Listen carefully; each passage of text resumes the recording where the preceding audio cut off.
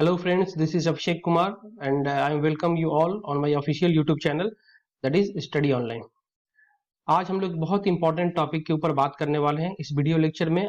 मैं आज आप लोग की एक जो समस्या है वो को सॉल्व करने की कोशिश करूंगा। एक जो सबसे बड़ी समस्या जनरली स्टूडेंट मैक्सिमम लोग हमको अप्रोच किए हैं, तो वो बोल रहे थे कि जब भी वो इकोनॉमिक्स बेस्ड आर्टिकल वगैरह पढ़ते हैं, जब भी कोई हिंदू द इंडियन एक्सप्रेस में इकोनॉमिक्स का जो आर्टिकल आता है तो उसमें समझ में नहीं आता है कि क्या पढ़ना है क्या नहीं पढ़ना है, कौन सा आर्टिकल में से कौन सा पॉइंट को एक्सट्रैक्ट करना है, कौन सा को छोड़ देना है, और कौन सा एग्जाम पॉइंट ऑफ व्यू के लिए इंपॉर्टेंट है और किस तरीके से चीजों को एनालाइज करनी है।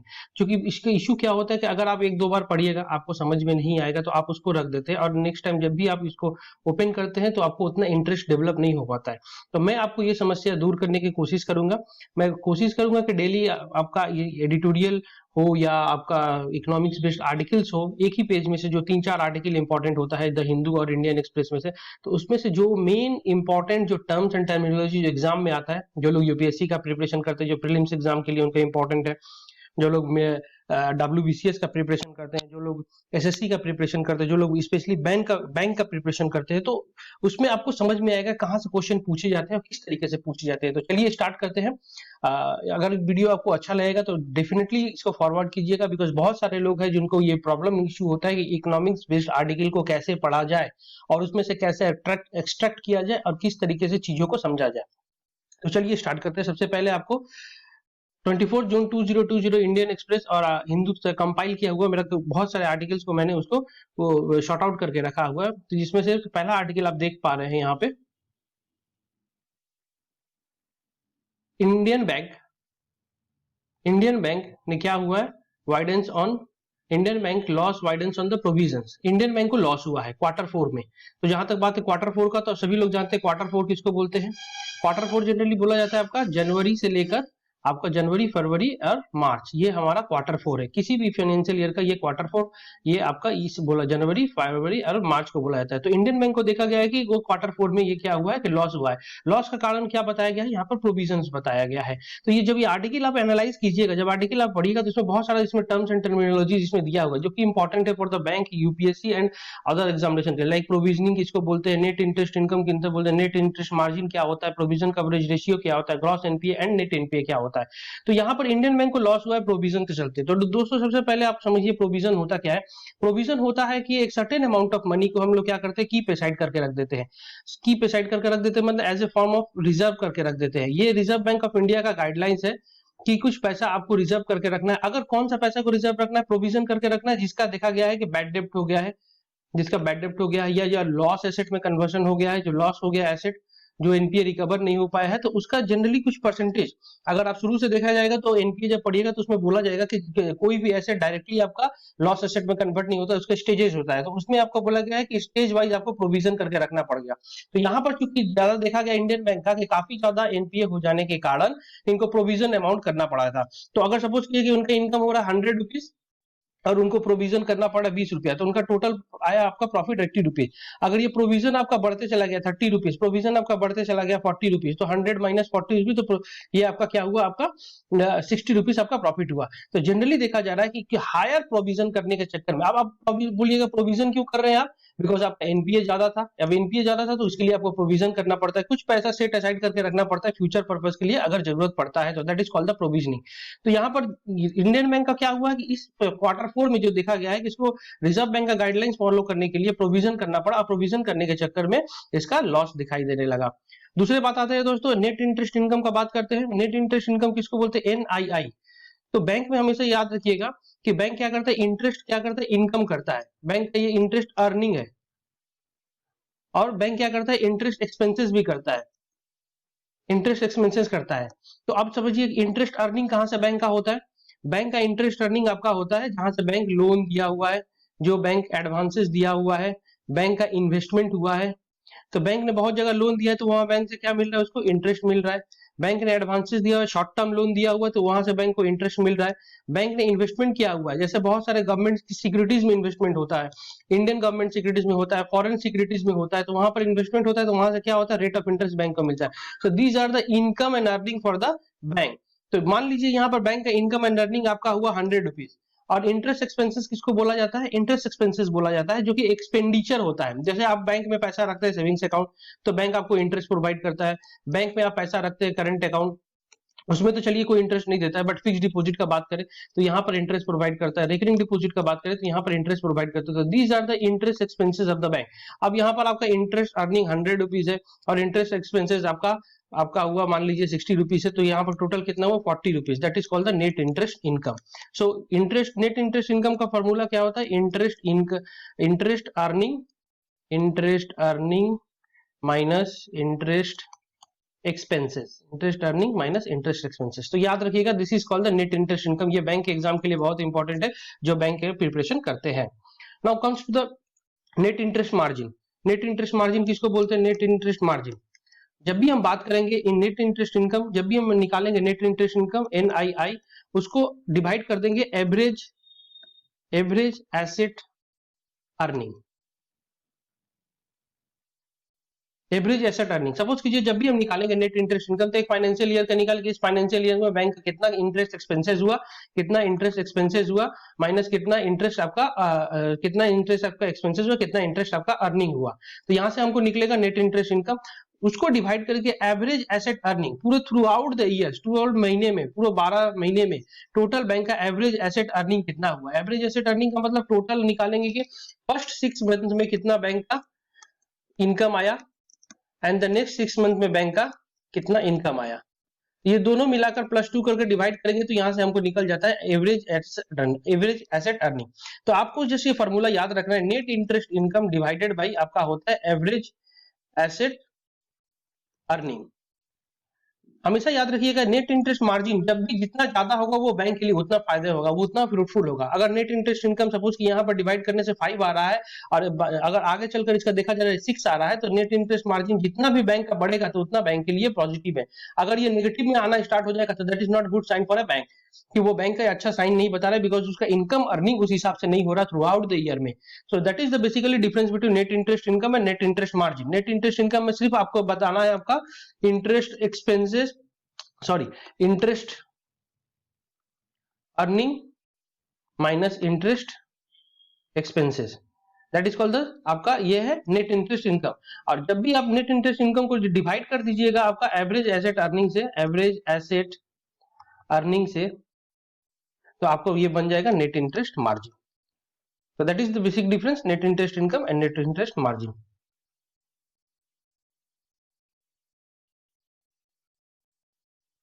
Now comes to the provision coverage ratio. Provision coverage ratio basically जब हम करते हैं प्रोविजनिंग, जब भी हम प्रोविजनिंग करते हैं उसको इन परसेंटेज टर्म में जब हम डिफाइन करते हैं तो that is called the provisioning coverage ratio. हम जो भी प्रोविजन करते हैं उसको अगर परसेंटेज टर्म में हम उसको डिफाइन करते हैं, तो परसेंटेज ऑफ व्हाट, आप पूछिए किसका परसेंटेज, तो percentage of gross NPA, percentage of gross NPA. तो according to the Reserve Bank of India का जो सर्कुलर हुआ करता था कि 70% किसी भी बैंक का आपका पीसीआर होना चाहिए। आप न्यूज में आप समझ में, आप जब भी एग्जाम का प्रीवियस ईयर क्वेश्चन पेपर देखिएगा तो ये टर्म आपके लिए इंपॉर्टेंट हो सकता है। पीसीआर क्या बोलते हैं? Provisioning coverage ratio. हम क्या अभी कुछ देर पहले हमने क्या पढ़ा कि प्रोविजनिंग किसको बोलते हैं। अगर प्रोविजनिंग समझ में आ गया होगा तो आपको समझ में आएगा प्रोविजन का मतलब होता है certain amount of money keep aside, अब कितना मनी रखना है। तो that is what set the provisioning coverage ratio. Provisioning coverage ratio कितना बोला जाता है कि जितना भी होगा आपका ग्रॉस एनपीए होगा, ग्रॉस एनपीए का सर्टेन परसेंटेज उतना हटाकर रखना है। अब ये पीसीआर जिस बैंक का जितना होगा, सपोज कीजिए 70% इसको बोला गया है, कोई बैंक का 60% है, कोई बैंक का 50% है, कोई बैंक का 75% है, तो minimum 70% according to the Reserve Bank of India के हिसाब से बोला जाता है।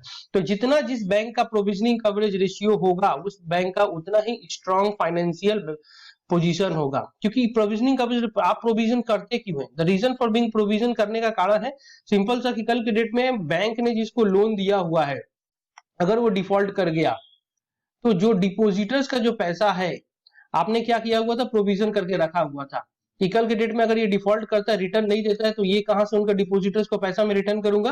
तो ये जो प्रोविजनिंग अमाउंट जो आपने करके रखा था यहीं से इनको पैसा रिटर्न होगा। तो अगर आपका प्रोविजनिंग अच्छा खासा हो रहा है तो इसका मतलब क्या है, कल के डेट में डिपोजिटर्स अगर डिमांड करेंगे तो आप उनको पैसा रिटर्न कर पाएंगे और आपका फाइनेंशियली बहुत ही स्ट्रांग रह पाएंगे। So that is the basically called the provisioning coverage ratio. When we define the provision in the percentage term of the gross NPA, that is called the provisioning coverage ratio. Now comes to the gross NPA and net NPA. दोस्तों इसका मैं link आपको description में दे दूंगा, gross NPA and net NPA का। इसके ऊपर स्पेशली मैं एक वीडियो बनाया हुआ हूं कि किसको ग्रॉस एनपीए और नेट एनपीए बोलते हैं, तो आपको उसमें समझ में आ जाएगा। यहां से आप कोशिश कीजिए कि ये पूरा आर्टिकल जब आप पढ़िएगा तो these are the point you have to extract, और ये पॉइंट आपके यूपीएससी एग्जाम बोलिए या बैंक का तो बहुत ही इंपॉर्टेंट है, या सिविल सर्विसेज का, स्टेट सिविल सर्विसेज का, डब्ल्यूबीसीएस का examination, these are the point they generally ask in the examination, और ये आपसे पूछा जाता है और इसके रिगार्डिंग जो भी टर्म्स एंड टर्मिनोलॉजी होता है। So that is what the news regarding this Indian bank को क्यों लॉस हुआ था। Now comes to the another news regarding the banking से भी ये फिर न्यूज है। Trading gains help Bank of Baroda को Q4 का प्रॉफिट पोस्ट 507 प्रॉफिट।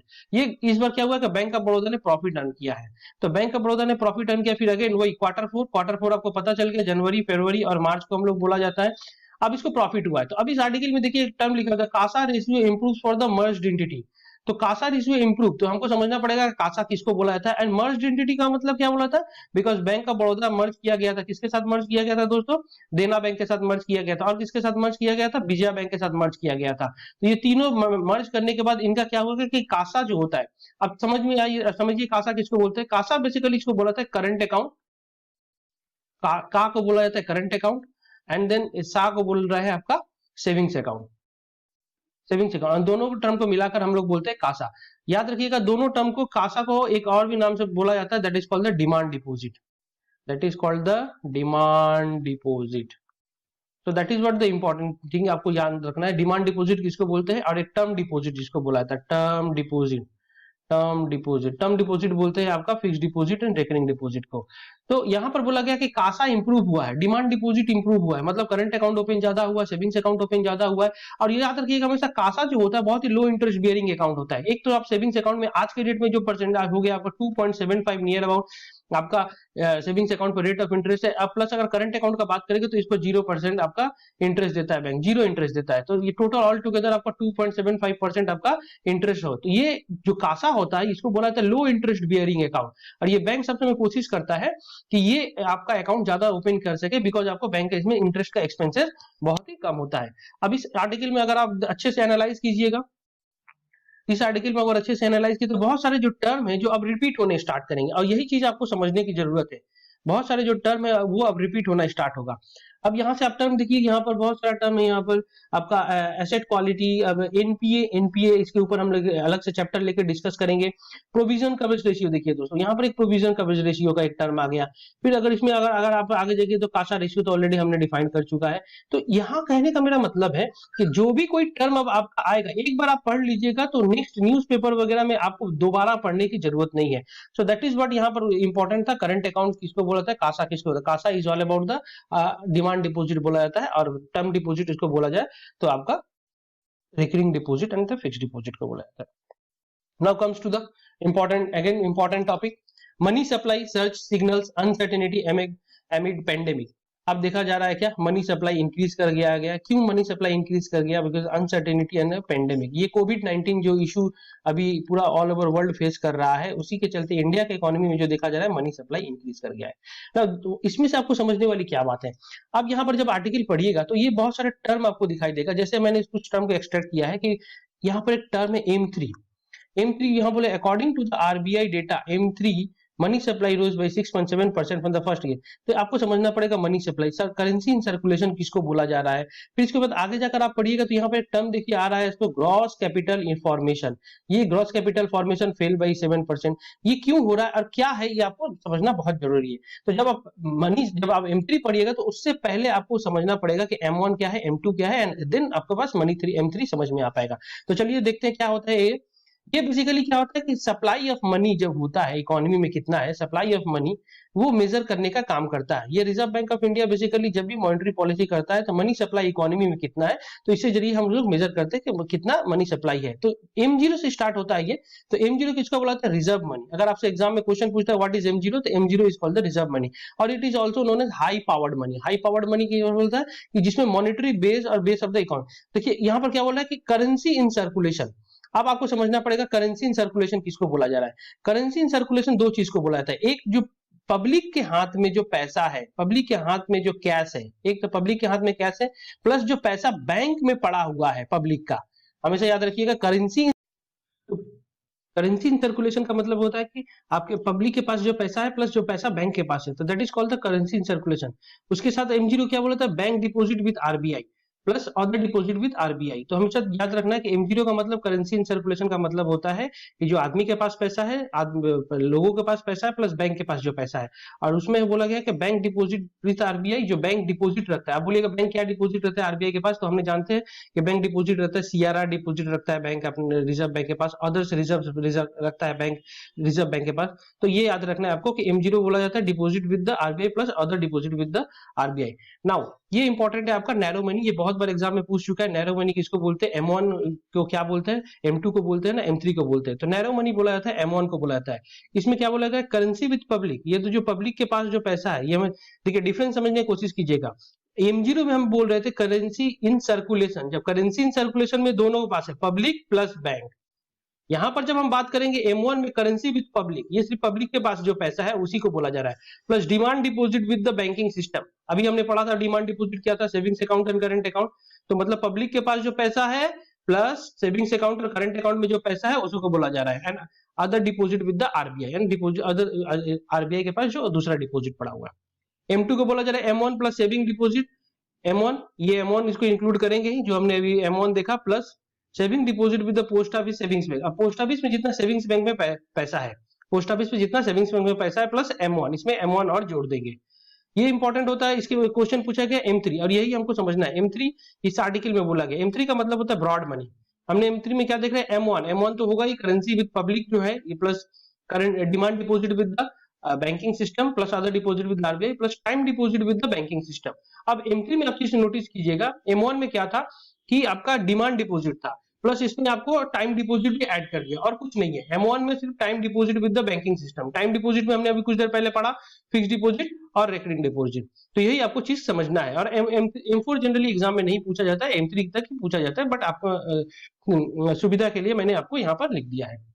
तो दैट इज, अब यहाँ पर समझना है आर्टिकल आपको क्या बोला जा रहा है। आर्टिकल में बेसिकली बोला जा रहा है कि मनी सप्लाई यहाँ पर इंक्रीज हो गया है। तो मनी सप्लाई कैसे इंक्रीज हुआ है, तो अभी लॉकडाउन का सिचुएशन है, तो लोगों के हाथ में पैसा गया है, लोग अपने हाथ में पैसा रखे हुए, होल्ड करके रखे हुए। दैट इज व्हाट यहाँ पर आप देखिए, यहाँ पर पीपुल होल्डिंग कैश, लोग पैसा खर्च नहीं करना चाहते हैं अभी। और उसी तरीके से जो लोग पैसा रखे हुए वो कहाँ पर रखे हुए, बैंक में रखे हुए। तो करेंसी इन सर्कुलेशन में बोला गया है कि बढ़ गया है। करेंसी इन सर्कुलेशन मतलब लोग पैसा अपने पास रखे हुए हैं, अपने पास रखे हुए, और दूसरा बात है कि बैंक में पैसा रखा हुआ है। तो इसके चलते क्या हो रहा है कि लोग पैसा होल्ड कर रहे हैं और पैसा खर्च नहीं कर रहे हैं। और जब पैसा खर्च नहीं कर रहे हैं दोस्तों, तो कोई जब पैसा आप एक्सपेंडिचर नहीं कर रहे हैं आप जब भी, तो इससे क्या हो रहा है कि डिमांड क्रिएट नहीं हो पा रहा है। अगर आप पैसा खर्च नहीं कीजिएगा तो इसके चलते आपका क्या हो रहा है, डिमांड क्रिएट नहीं हो पा रहा है। अगर डिमांड क्रिएट नहीं हो पाएगा तो फिर प्रोडक्शन नहीं हो पा रहा है। अब प्रोडक्शन नहीं होने के चलते देखा जा रहा है कि ग्रोथ में इशू दिखाई दे रहा है, जिसमें वन ऑफ द पैरामीटर इस आर्टिकल में बोला गया है कि इकोनॉमी में GFCF, इसको शॉर्ट फॉर्म में बोला जाता है, ग्रॉस फिक्स्ड कैपिटल फॉर्मेशन का फॉर्मेशन नहीं हुआ। जिस इकोनॉमी में GFCF का फॉर्मेशन जितना ज्यादा होगा, वो इकोनॉमी उतना ही ग्रोथ के पर्सपेक्टिव से आगे की तरफ बढ़ रहा है। इसका मतलब क्या होता है दोस्तों, net increase in the physical asset, net increase in the physical asset. मान लीजिए कि रतन टाटा का कंपनी का एक प्लांट है। अब टाटा कंपनी सोच रहा है कि यहाँ पर प्लांट ओपन करेंगे, तो यहाँ इकोनॉमी में क्या होगा, ऑलरेडी एक प्लांट एग्जिस्ट है, प्लस उसके साथ एक ये प्लांट एग्जिस्ट हो गया। तो इसका मतलब क्या, इकोनॉमी में GFCF एक आकर ऐड हो गया। That is what the net increase in the physical asset. याद रखना दोस्तों, इसको बोला गया फिजिकल एसेट। जब भी हम एसेट के बारे में बात करते हैं, asset again divided into physical asset बोला जाता है and the financial asset. Financial asset का मतलब होता है कि यहाँ पर आप इन्वेस्टमेंट करते हैं, सिक्योरिटीज में इन्वेस्टमेंट करते हैं, आप इन्वेस्टमेंट करते हैं म्यूचुअल फंड में इन्वेस्टमेंट करते हैं, आप इन्वेस्टमेंट करते हैं अदर गवर्नमेंट सिक्योरिटीज में इन्वेस्टमेंट करते हैं। और फिजिकल एसेट मतलब होता है आपका प्लांट हुआ, मशीनरीज हुआ, आपका जितना भी आपका फिक्स्ड एसेट हुआ जो कि आपका एक कंपनी को चलाने के लिए लगता है। तो यहाँ पर GFCF का मतलब क्या हुआ है कि डिक्लाइन हुआ है। यहाँ पर बोलिए देखिए फेल हुआ है। तो इसका मतलब क्या, कंपनियां कोई नया इन्वेस्टमेंट नहीं कर रही है। तो नया इन्वेस्टमेंट करती तो नया प्लांट मशीनरी का बढ़ता तो GFCF बढ़ता, बट GFCF तो फेल हो गया है, GFCF तो गिर रहा है।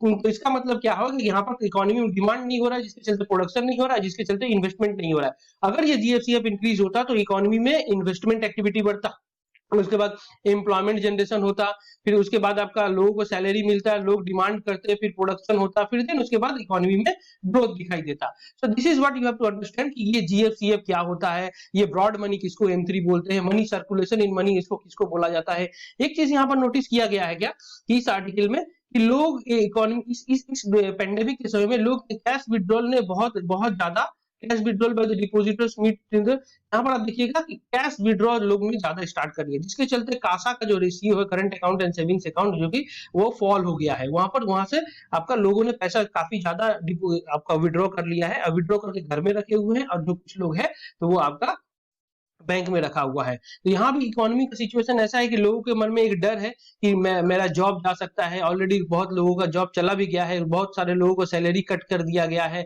जिसके चलते लोग अभी एक्सपेंडिचर नहीं करना चाहते और वो पैसा को क्या कर रहे हैं, होल्ड कर रहे हैं, और जिसके चलते इकोनॉमी में डिमांड क्रिएट नहीं हो पा रहा है, और डिमांड क्रिएट नहीं होने से ग्रोथ नहीं हो पा रहा है।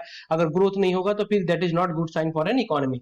तो that is what the article is all about कि आपका क्या बोला, मनी सप्लाई से क्या इशू क्रिएट हो रहा है इकोनॉमी में, and that is what the M3 and आपका ग्रॉस फिजिकल कैपिटल फॉर्मेशन।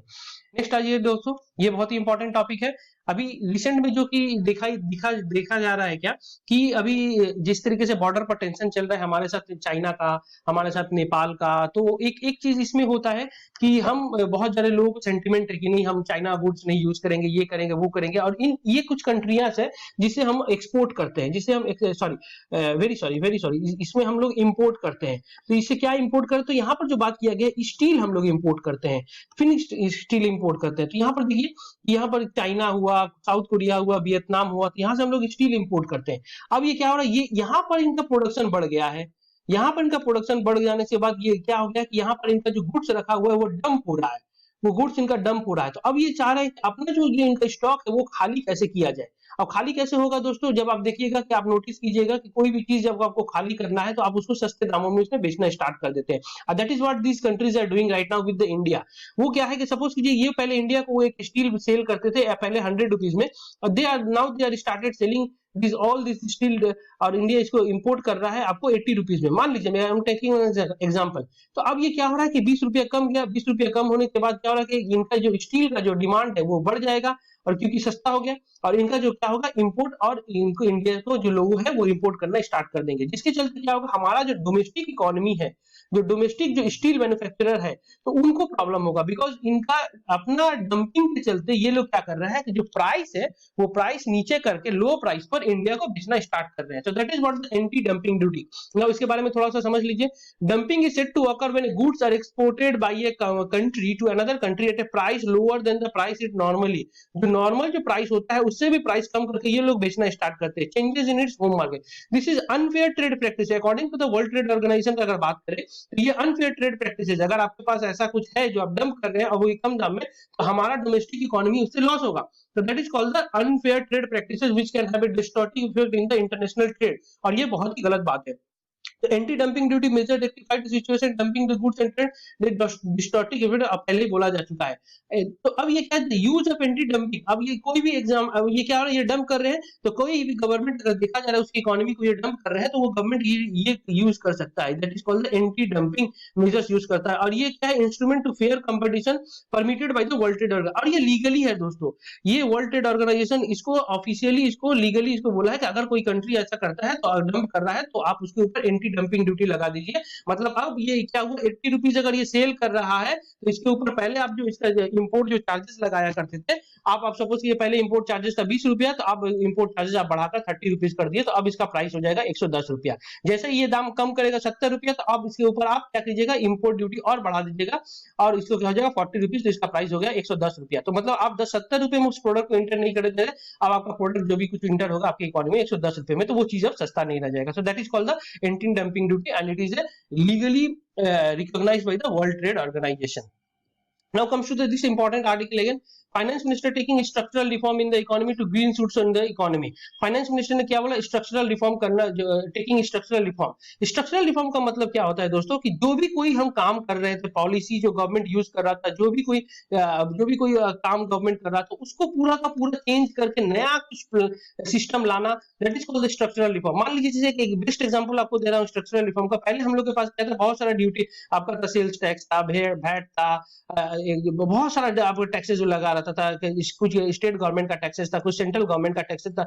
ये सारे सबसे टैक्सों को सब्ज्यूम करके एक लाया गया जीएसटी। तो इसका मतलब क्या हुआ, स्ट्रक्चरल रिफॉर्म किया गया। ये पुराने चीजों को छोड़कर हम एकदम पूरा का पूरा एक नया कोई कंसेप्ट लेकर आते हैं, that is called the structural reform. तो गवर्नमेंट क्या बोल रहा है यहाँ पर, आपका structural reform government taking structural reforms करने से जो to support the green shoots in the economy. Green shoots technical नाम जिसको बोला जाता है कि अगर किसी इकोनॉमी में अगर पॉजिटिव साइन दिखाई दे रहा है रिकवर का, तो इसी को बोला जा रहा है ग्रीन शॉट। तो गवर्नमेंट कोशिश कर रहा है स्ट्रक्चरल रिफॉर्म के जरिए इकोनॉमी में सुधार लाने की कोशिश कर रहा है। अब इसमें देखा गया, इस आर्टिकल में बोला गया है क्या कि रिसेशन का टर्म हुआ है, जीडीपी का टर्म यूज हुआ है। तो आपको समझना पड़ेगा रिसेशन क्या है। हमेशा याद रखिए, रिसेशन बोला जाता है कि कभी भी सक्सेसिव क्वार्टर में, लगातार 2 क्वार्टर में, एक क्वार्टर हुआ, क्वार्टर 2 हुआ, किसी भी क्वार्टर 3 हुआ, क्वार्टर 4 हुआ, या क्वार्टर 4 हुआ, क्वार्टर 1 हुआ, लगातार 2 क्वार्टर में अगर किसी इकोनॉमी का अगर सक्सेसिव नेगेटिव ग्रोथ रेट रहता है, जीडीपी अगर नेगेटिव रहता है, जीडीपी का हम लोग बोलते हैं जीडीपी कितने परसेंटेज से बढ़ रहा है, अगर वो नेगेटिव में परसेंटेज आ रहा है आपका लगातार 2 सक्सेसिव क्वार्टर में, तो उसको हम लोग बोलते हैं रिसेशन। इन एन इकोनॉमी अगर देखा जाता है कि सक्सेसिव क्वार्टर में अगर रिसेशन, अगर जीडीपी ग्रोथ हो रहा है नेगेटिव डायरेक्शन में, that is called the recession. तीसरा चीज है इसमें जो सिंपल सा टर्म यूज हुआ है जीडीपी। बहुत सारे लोग जीडीपी का डेफिनेशन जानते हैं। जीडीपी बोला जाता है gross domestic product in an economy. All the final goods and service, हमेशा याद रखिएगा फाइनल गुड्स एंड सर्विसेज का बात किया जाए, goods and services produced in an economy in a financial year, एक फाइनेंशियल ईयर का बात किया जाता है, within the geographical boundary of a country. किसी कंट्री का ज्योग्राफिकल बाउंड्री के बारे में बात किया जाता है, that is called the gross domestic product of the country. तो all final goods and services produced within the geographical boundary of a country in a financial year is called the gross domestic product. अब government यहाँ पर क्या कर रहा है कि economy को ग्रीन शूट करने के लिए बहुत सारा पॉजिटिव डायरेक्शन में लाने के बहुत सारे स्ट्रक्चरल रिफॉर्म्स लेकर आ रहा है। इसमें जो अच्छी चीज बोला गया है कि दीज आर द टर्म्स, आपको देखिएगा कि कैसे गवर्नमेंट को पता चल रहा है कि रिफॉर्म आ रहा है। तो यहाँ पर देखा गया टैरिफ जो है, फ्रेट टैरिफ जो है, जो रेल जो गुड्स एक जगह से दूसरी जगह लेकर जा रहा है, तो उसमें देखा जा रहा है कि उसमें अच्छा खासा प्रॉफिट हो रहा है। व्हीट का प्रोक्यूरमेंट ज्यादा हुआ है, तो मतलब यहाँ पर डिमांड बढ़ा हुआ है।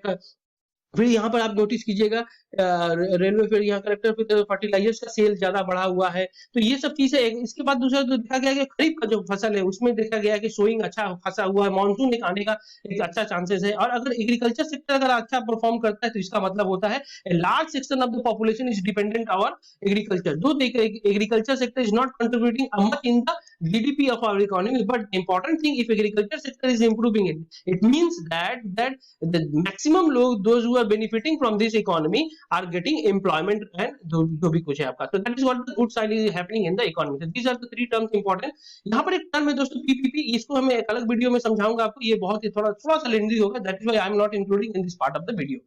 Now last ये आपका आर्टिकल है जो rural job rise unemployment is in the according to the Centre for Monitoring Indian Economy का देखा जा रहा है कि रूरल इकोनॉमी अच्छा खासा अब अच्छा रिकवरी की तरफ चल रहा है। बिकॉज यहाँ पर देखा जा रहा है लोगों को काम मिलना स्टार्ट हो गया। काम कैसे मिल रहा है दोस्तों, MGNREGA, ये जो होता है Mahatma Gandhi National Rural Employment Guarantee Act, यहाँ पर देखा जा रहा है लोगों को काम बहुत ज्यादा मिलना स्टार्ट हो गया। अब बहुत सारे लोग इसमें नया न्यू इनरोलमेंट भी करवा है, जिसके चलते क्या हो रहा है कि लॉकडाउन अभी जैसे ओपन हुआ है उसी तरीके से लॉकडाउन, तो लोग अपना जो भी रूरल एरिया में जो मनरेगा से जो आपको 100 डेज का काम मिलता है, तो उसमें इंप्रूवमेंट दिखाई दिया है। और लॉकडाउन कुछ ईज होने के चलते देखा जाए कि इकोनॉमी में अच्छा खासा इंप्रूवमेंट दिखा, जिसके चलते जो लोग बेरोजगार बैठे हुए थे आज की डेट में वो लोग एम्प्लॉयमेंट में आपका एम्प्लॉयमेंट उनको मिल रहा है। तो that is what the rural job rises unemployment दोस्तों आपको डिटेल्स में पढ़ना, ये एक अलग से चैप्टर ही है आपका, मैक्रो इकोनॉमिक चैप्टर है आपका एनसीईआरटी में, आपका क्लास 11 एनसीईआरटी से डिटेल्स में बोला गया। इसके ऊपर मैं एक चैप्टर भी बनाऊंगा अनएम्प्लॉयमेंट। अदरवाइज इस आर्टिकल में एज सच ऐसा कुछ नहीं है, इसमें बोला गया है कि रूरल इकोनॉमी इज रिकवरिंग।